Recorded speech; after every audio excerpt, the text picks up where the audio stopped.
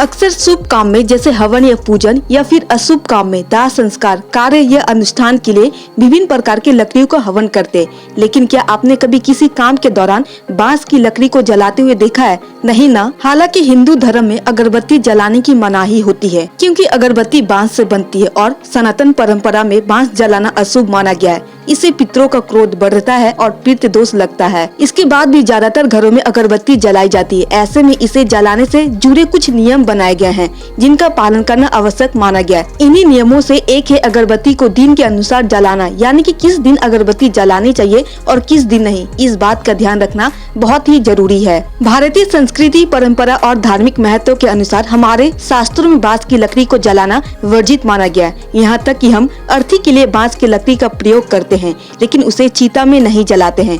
हिंदू धर्म के अनुसार बांस जलाने से पितृ दोष लगता है। वही जन्म के समय जो नाल माता और शिशु को जोड़कर रखती है, उसे भी बांस के वृक्षों के बीच में गाड़ते हैं, ताकि बांस की तरह वंश भी सदैव बढ़ता रहे।